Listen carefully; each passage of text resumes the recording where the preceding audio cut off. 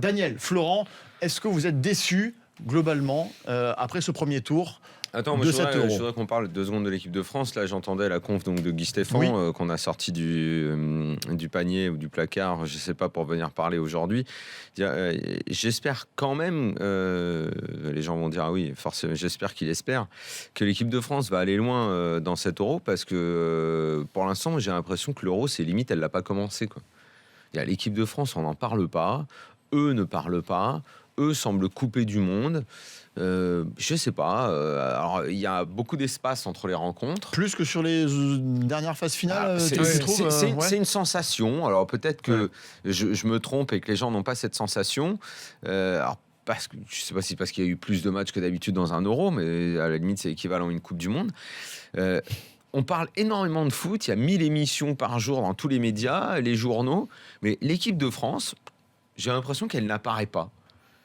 Personne ne parle. J'ai pas souvenir d'une conférence de presse d'un joueur. Il y a une semaine entre les deux matchs, donc c'est peut-être ça. Mais j'ai pas souvenir d'une conférence de presse d'un joueur. J'ai pas souvenir d'une conférence de presse de Deschamps.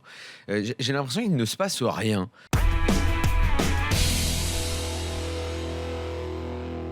Toutes les nations les plus huppées, on va dire, ou les mieux classées au classement FIFA, pour faire simple, moi, à mon avis, le niveau va augmenter.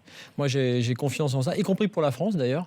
Ça va être mieux. De façon un peu automatique, c'est automatique, ça, parce que là, pour le coup, on n'a pas vu assez, ça c'est logique, je suis logique avec ce que j'ai dit avant, on n'a pas vu assez de qualité technique, même dans les bonnes équipes, et même si évidemment on peut dire que le premier match de l'Espagne avec Iniesta était très bien, que les Allemands, il y a plein de potentiel, mais les Allemands peuvent faire mieux, les Espagnols peuvent faire mieux sur la durée, enfin voilà, il y a plein d'équipes qui peuvent faire mieux. Donc moi je pense que le niveau va s'élever pour les sélections classiques.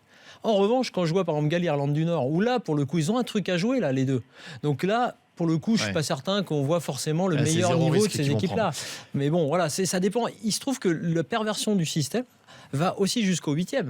Parce qu'avec ce qui s'est passé à la fin dans les derniers matchs de poule et ce renversement, tu sais, sur d'un côté du tableau, les favoris, en gros, enfin les grosses équipes et de l'autre, les outsiders, bah, tu as quand même des 8e un petit peu faibles.